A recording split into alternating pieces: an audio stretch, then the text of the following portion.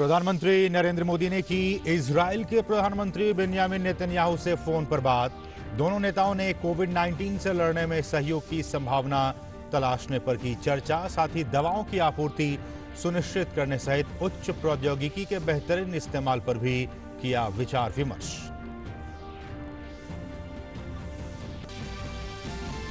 देश भर में कोरोना से अब तक 162 लोग उपचार के बाद हुए ठीक। कोविड-19 के मामले बढ़कर हुए 2,547, 62 लोगों की हुई मौत। स्वास्थ्य मंत्री ने भारत के कोरोना वायरस से जीतने का जताया विश्वास।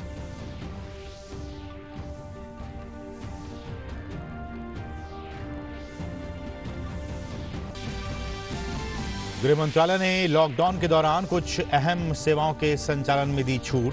कृषि मशीनरी, उसके स्पेयर पार्ट्स और राजमार्गों पर ट्रक की मरम्मत की दुकानों को दी छूट।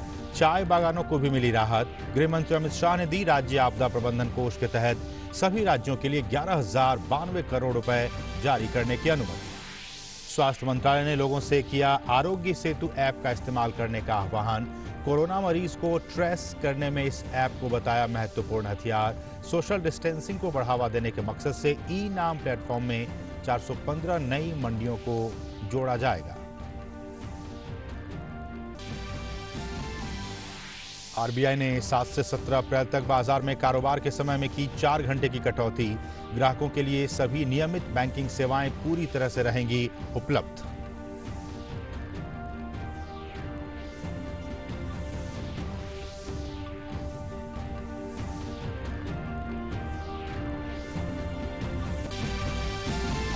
और दुनिया भर में कोविड-19 के मामले बढ़कर हुए करीब 11,59,000 से ज्यादा लोगों की मौत। अमेरिका में पिछले 24 घंटों में सबसे ज्यादा 1,480 लोगों की मौत। राष्ट्रपति ट्रंप ने कहा सरकार ने दी लोगों को मास्क पहनने की सलाह। ब्रिटेन के प्रधानमंत्री की सेहत में हुआ कुछ सुधार। रविवार को क्वीन करेंगी देश को संबोधित।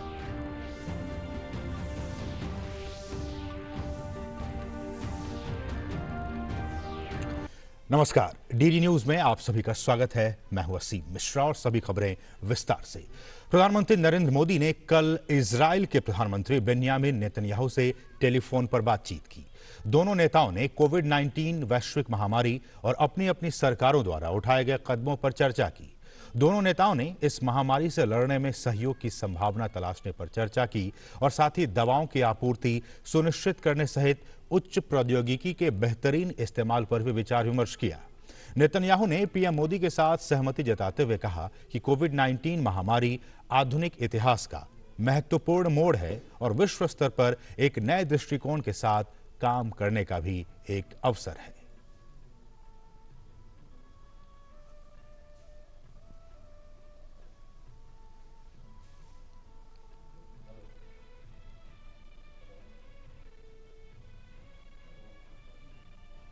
और कोविड-19 के मद्देनजर देशव्यापी लॉकडाउन के दौरान आवश्यक वस्तुओं की आपूर्ति श्रृंखला के सुचारू प्रवाह को सुनिश्चित करने में राज्यों के सामने आ रही दिक्कतों को लेकर गृह मंत्रालय ने अपना स्पष्टीकरण दिया है। गृह मंत्रालय ने राज्यों को सलाह दी है कि वे जिला अधिकारियों और फील्ड एजेंसियों को संबंधित जानकारी दें। दिशा निर्देशों में अपवादों के तहत खाद्य, किराने का सामान, फल और सब्जियां, डेयरी और दुग्ध उत्पादों जैसे आवश्यक सामानों का उत्पादन, भंडारण और परिवहन शामिल है। प्रयोगशालाओं के मामले पर भी स्पष्ट किया गया है कि उन्हें लॉकडाउन के दौरान प्रतिबंध से छूट दी गई है। इनमें कोविड-19 नमूनों के लिए निजी क्षेत्र की परीक्षण प्रयोगशालाएं भी शामिल हैं।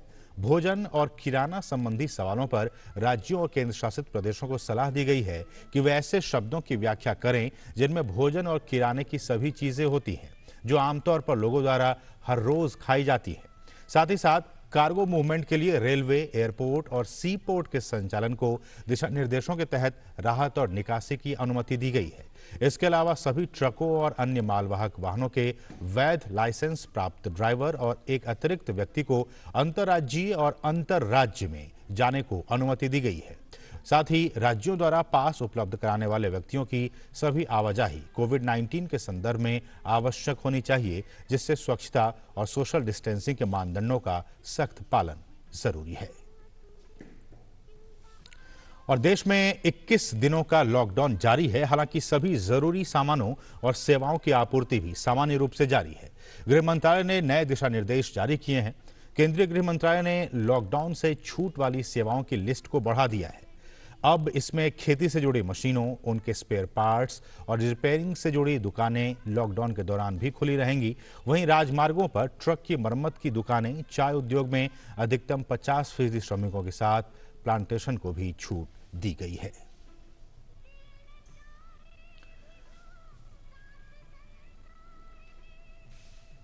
और हमारे साथ हमारे सहयोगी सुधाकर दास इस वक्त ताज़ा अपडेट के साथ मौजूद हैं। सुधाकर, ये खबर जब हम बता रहे हैं और जब बहुत से लोग इस खबर को देख रहे होंगे डीडी न्यूज़ के जरिए, एक राहत भरी खबर है उन लोगों के लिए जो कि इस लिस्ट से बाहर थे। अब जबकि नेशनल हाईवेज में जो ट्रक चालक हैं, जो चाय उद्योग के श्रमिक हैं, उनके लिए ये एक अच्छी खबर है कि उन्हें भी आवश्यक सेवाओं में शामिल कर लिया गया है।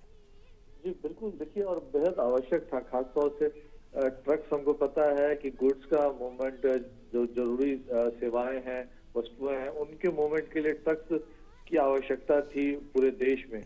और मरम्मत की दुकानें खुली रहना इस परिप्रेक्ष्य में बेहद ही आवश्यक था। तो इस लिहाज से ये जो छूट दी गई है काफी आगे तक कह सकते हैं एक तरह से बहुत महत्वपूर्ण रहेगा। दूसरी बात, चाय उद्योग, क्योंकि कई कामगार इसकी वजह से प्रभावित हो रहे थे, लेकिन ये कहा गया है कि जो सोशल डिस्टेंसिंग के नॉर्म्स हैं उसको अपनाते हुए चाय बागानों में प्लांटेशन के जरिए, और वहाँ पर्याप्त जगह भी है, हमको पता है असीम की वहाँ ये सोशल डिस्टेंसिंग के नॉर्म्स को आसानी से फॉलो किया जा सकता है। तो आपको याद भी होगा कि मुख्यमंत्रियों से जब प्रधानमंत्री की चर्चा हुई थी तो एक अगर कहे सामान्य शब्दों में, तो प्रधानमंत्री ने मुख्यमंत्रियों से सुझाव भी देने के लिए कहा था कि 21 दिन के बाद हमारा क्या रास्ता होना चाहिए, उसके बारे में मुख्यमंत्री सुझाव दें। तो वो काफी महत्वपूर्ण है और इस तरह के तरीके अपनाए जा सकते हैं, आगे का एक रास्ता ढूंढा जा सकता है इसके जरिए। लेकिन एक तीसरी क्या दिक्कत आ रही थी असीम, कि जो समय समय पर जो छूट दी जा रही थी, कौन से सेवाएं, कौन से दुकान खुले रह सकते हैं, वो नीचे तक पहुंच नहीं रहा था, डिस्ट्रिक्ट अथॉरिटीज तक। मसलन जैसे कल कृषि मशीनरी, उनसे जुड़ी हुई स्पेयर पार्ट्स की दुकानें, इनकी मरम्मत की दुकानें, उनको भी खुले रखने की अनुमति दी गई। लेकिन उससे पहले कृषि को आवश्यक सेवा मानते हुए कृषि कार्यों में लगे लोगों को छूट दी गई थी, लेकिन जिला स्तर तक ये बात किसी तरफ पहुंच नहीं पा रही थी, तो उसको फिर से दोहराया गया।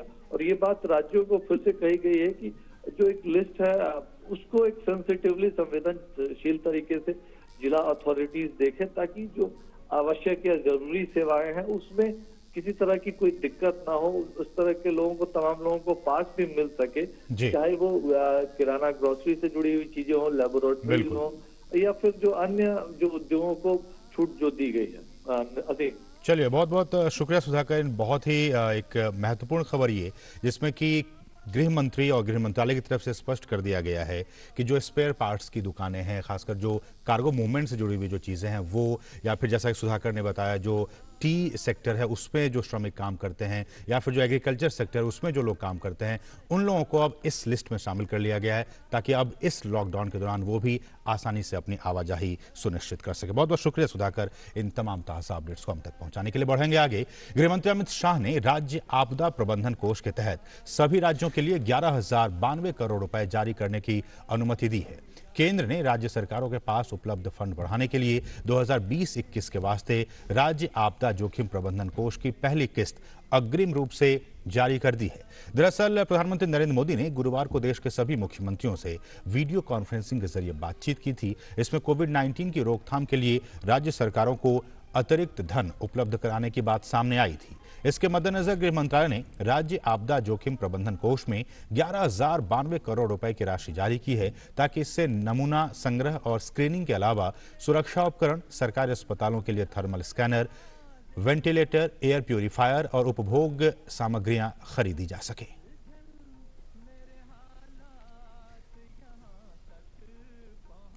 और स्वास्थ्य और परिवार कल्याण मंत्रालय ने सभी नागरिकों से आरोग्य सेतु ऐप को डाउनलोड करने और इस्तेमाल करने का आग्रह किया है। ये मोबाइल ऐप लोगों को नोवेल कोरोना वायरस के संक्रमण के लिए जोखिम का स्वयं आकलन करने में समर्थ बनाता है। स्वास्थ्य और परिवार कल्याण मंत्रालय में संयुक्त सचिव लव अग्रवाल ने कहा कि कृषि मंत्रालय सामाजिक दूरी सुनिश्चित करने के लिए ई नाम को प्रोत्साहन दे रहा है ताकि किसान अपने उत्पाद ऑनलाइन बेच सके। उन्होंने कहा कि अब देश में 585 मंडियां ई नाम से जुड़ गई हैं और भविष्य में 415 मंडियों को भी इससे जोड़ने का काम प्रगति पर है। और वहीं स्वास्थ्य मंत्री डॉक्टर हर्षवर्धन ने स्वास्थ्य देखभाल कर्मियों पर हमलों पर चिंता प्रकट की है और लोगों से आग्रह किया है कि वे स्वास्थ्य कर्मियों की ड्यूटी में बाधा उत्पन्न न करें। गृह मंत्रालय में संयुक्त सचिव पुण्य सलिला श्रीवास्तव ने कहा कि केंद्र ने राज्यों से स्वास्थ्य देखभाल कर्मियों को सुरक्षा उपलब्ध कराने को कहा है। केंद्र सरकार ने राज्य सरकारों से आग्रह किया है कि प्रधानमंत्री गरीब कल्याण पैकेज के लाभ जल्द से जल्द लाभार्थियों को उपलब्ध कराए जाएं। इस बीच गृह मंत्रालय ने 960 विदेशियों को प्रतिबंधित सूची में डाल दिया है जो कि तबलीगी जमात में शामिल हुए थे। उन पर आपदा प्रबंधन अधिनियम और विदेशी अधिनियम के प्रावधानों के तहत कड़ी कार्रवाई की जाएगी। संयुक्त सचिव ने कहा कि इन लोगों को मानक प्रोटोकॉल के तहत प्रत्यर्पित किया जाएगा। उन 360 लोगों को भी प्रतिबंधित सूची में डालने की प्रक्रिया शुरू की गई है जो कि तबलीगी जमात में शामिल हुए थे और अपने देश चले गए थे। वहीं 7 मौजूदा हेल्पलाइनों के अलावा 2 नए हेल्पलाइन नंबर भी शुरू किए गए हैं। ये नए नंबर इस तरह से हैं, आप देख सकते हैं 1930 यह नया नंबर है। इस नंबर पर देश भर से टोल फ्री संपर्क किया जा सकता है। वही दूसरा नंबर है 1944।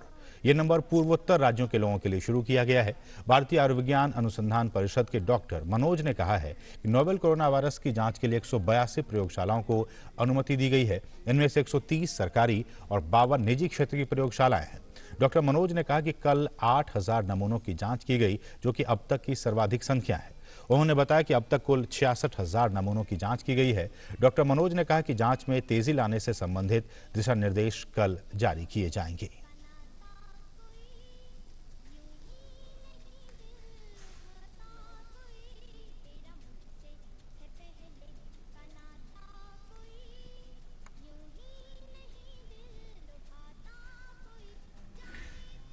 जो टेस्टिंग लैब्स है उनकी संख्या भी लगातार बढ़ाई जा रही है। अब तक 66,000 नमूनों की जांच की गई है। तो इस तरह से ये कुछ डेटा। लेकिन इस सबके बीच चुनाव आयोग ने 7 राज्यों की 18 राज्यसभा सीटों पर होने वाले चुनाव को कोरोना वायरस के संक्रमण से उत्पन्न हालात को देखते हुए स्थगित रखने का फैसला किया है। आयोग ने कोरोना संकट के कारण 24 मार्च को अधिसूचना जारी कर इन सीटों पर जारी चुनावी प्रक्रिया को अग्रिम आदेश तक के लिए स्थगित किया था। जिन राज्यों की 18 सीटों पर चुनाव होने हैं उनमें आंध्र प्रदेश, गुजरात, झारखंड, मध्य प्रदेश, मणिपुर, मेघालय और राजस्थान जैसे राज्य शामिल हैं। और सिविल सेवा, करुणा, भारतीय प्रशासनिक सेवा और भारतीय पुलिस सेवा सहित अन्य केंद्रीय सिविल सेवाओं के संगठनों ने कोरोना वायरस के खिलाफ लड़ाई में सरकार को समर्थन और मदद देने के लिए करुणा नामक अनोखी पहल की है। Karuna civil services association reach to support in natural disaster का संक्षिप्त रूप है और इसमें सिविल सेवा के अधिकारियों, उद्योगपतियों, एनजीओ पेशेवरों और आईटी पेशेवरों सहित अन्य लोग अपना समय और योग्यता के मुताबिक योगदान देने के लिए साथ आए हैं।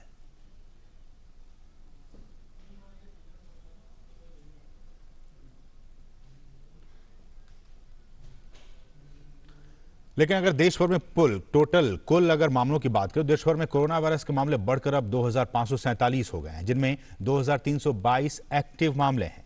उपचार के बाद 162 लोग ठीक भी हुए हैं। कोरोना से अब तक 62 लोगों की मौत हो गई है।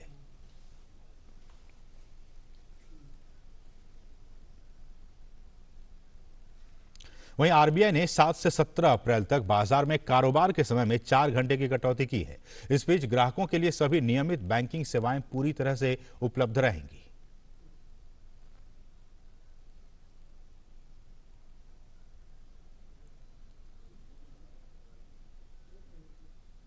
और दुनिया भर में कोविड-19 के मामले बढ़कर करीब 11 लाख हो गए हैं। इस महामारी से 59,000 से ज्यादा लोगों की मौत हो गई है। अमेरिका में पिछले 24 घंटे में 1,480 वायरस से होने वाली मौतों के साथ ही नया वैश्विक रिकॉर्ड स्थापित हो गया है। इसके साथ अमेरिका में मरने वालों की संख्या अब 7,000 के पार हो गई है। अमेरिका में कुल मामलों के करीब 1/4 मामले हैं। अमेरिकी राष्ट्रपति डोनाल्ड ट्रंप ने कोरोना से रोकथाम के लिए लोगों को सलाह दी है कि वे मास्क लगाकर ही बाहर निकलें। वैश्विक महामारी कोरोना वायरस की वजह से दुनिया भर में अब तक 59,000 से ज्यादा लोगों की मौत हो चुकी है और 11 लाख से ज्यादा लोग इस वायरस से संक्रमित हैं। वहीं फ्रांस की बात करें तो बीते 24 घंटे में फ्रांस के अस्पतालों में कोरोना वायरस के 588 मरीजों की मौत हो गई है। यह फ्रांस में एक दिन में सबसे ज्यादा मौतों का आंकड़ा है। फ्रांस में कोरोना वायरस से अब तक 6,507 लोगों की मौत हो चुकी है। यूरोपीय देशों में इटली और स्पेन के बाद फ्रांस में कोरोना वायरस का सबसे ज्यादा कहर देखने को मिला है। फ्रांस में कोरोना वायरस संक्रमण के अब 64,338 मरीज हो चुके हैं।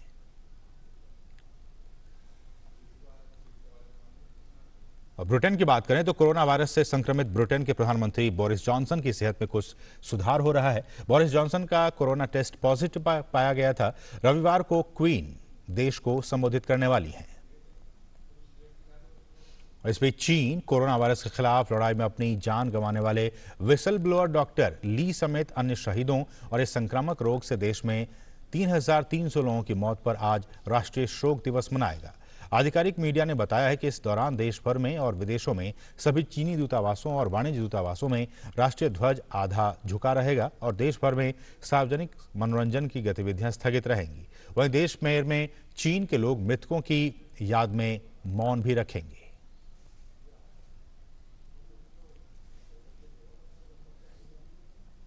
और इन दिनों रबी की फसलों की कटाई का सीजन चल रहा है। फसल कटाई के दौरान किसान लॉकडाउन का पूरी तरह से पालन करने के साथ साथ सामाजिक दूरी का भी ध्यान रख रहे हैं। कोरोना वायरस के संक्रमण से बचने के बारे में किसानों को जागरूक करने के लिए राष्ट्रमंडल खेलों में स्वर्ण पदक विजेता कृष्णा पूनिया चूरू जिले के सादुलपुर गांव पहुंची। इस दौरान कृष्णा ने किसानों के खेत में जाकर चने की फसल भी काटी और कोरोना वायरस के प्रति सावधानियां रखने के निर्देश भी दिए।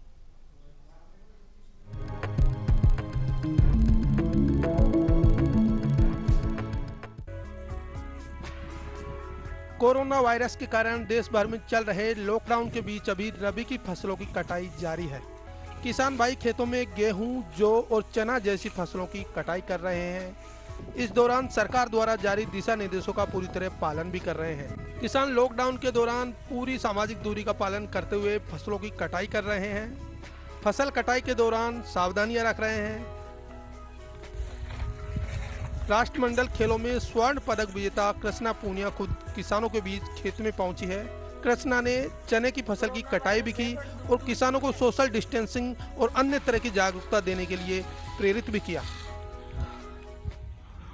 आज मैं खेत में अपने किसान भाइयों के लिए पहुंची हूं और आज पूरा देश कोरोना वायरस से जूझ रहा है। सब चिंतित हैं। मुख्यमंत्री जी, प्रधानमंत्री जी और सभी प्रशासन लगा हुआ है। लेकिन इसी बीच मैं किसान भाइयों से अपील भी करना चाहती हूँ कि जब आप खेत में हैं, ज़रूरी है खेती भी काटना, अपनी फसल को अपने घर तक पहुँचाना।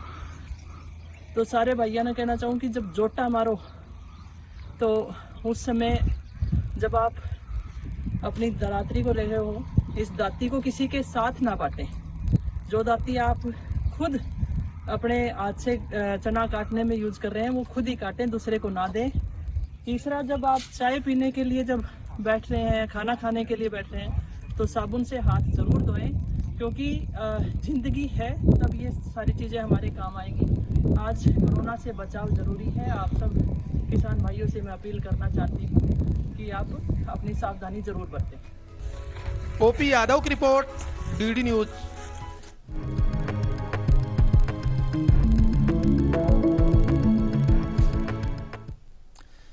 और प्रधानमंत्री नरेंद्र मोदी ने तेलुगु फिल्म स्टारों के वीडियो संदेशों को रीट्वीट किया है। चिरंजीवी, नागार्जुन, वरुण तेज और साई धर्म तेज ने अपने अपने घरों से कोरोना वायरस जागरूकता के लिए म्यूजिक वीडियो रिकॉर्ड किया था। प्रधानमंत्री ने इन सितारों को उनके उत्कृष्ट संदेश के लिए धन्यवाद दिया है। पीएम ने ट्वीट कर कहा है कि आइए हम अपने घरों में रहें, आइए हम सामाजिक दूरी का अभ्यास करें, आइए कोरोना वायरस से जीतें।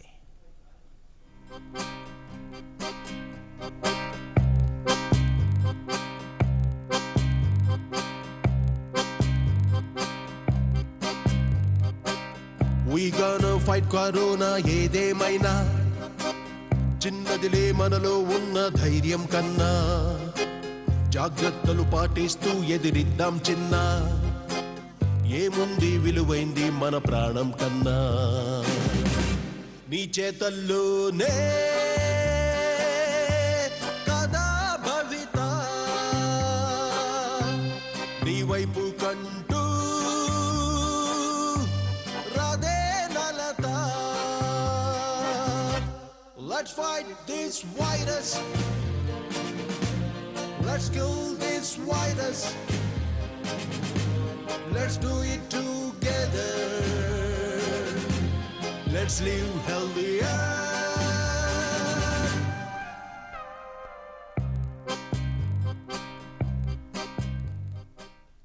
तो हर कोई अपने अपने तरीके से संदेश देने की कोशिश कर रहा है। इस बीच कोरोना को लेकर सुनिए खिलाड़ियों और फिल्मी सितारों का क्या कुछ संदेश है।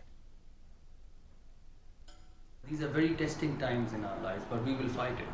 Listen to what every state government says, listen to what every health department says, listen to the directives of the central government. As they say, it's important to stay at home. Isolation is very, very important.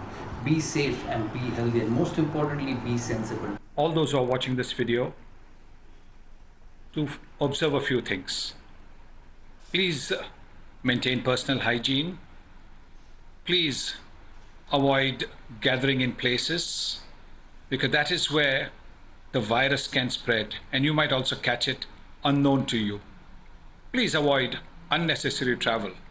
It must have been very tough for Prime Minister Narendra Modi ji to take this extreme decision of lockdown. Let's follow our leaders, let's follow rules, stay home, stay safe, and of course, stay healthy. तो इस bulletin में फिलहाल इतना है, लेकिन जाने से पहले आपको दिखाते हैं और सुनाते हैं कि मशहूर गायक कैलाश खेर ने कोरोना संकट के इस दौर में अपने गायकी के जरिए क्या कुछ संदेश दिया है। उस संदेश को आप सुनिए और उस पर अमल कीजिए, उसको फॉलो कीजिए और हमें दीजिए अनुमति। नमस्कार। जब सारा घर में बैठा है, सलमा सा डर में बैठा है,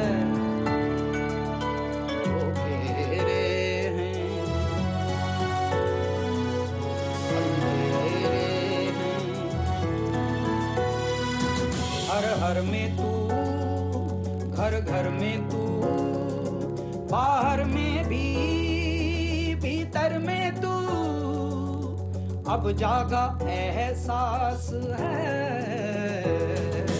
मैं ही मेरा रक्षक हूँ, मैं ही मेरा रक्षक हूँ।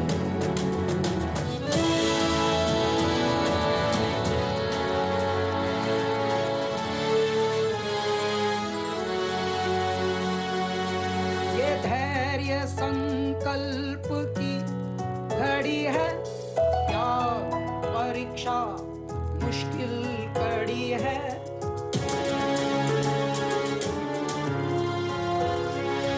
संयम कर्तव्य सावधानी बड़ी है,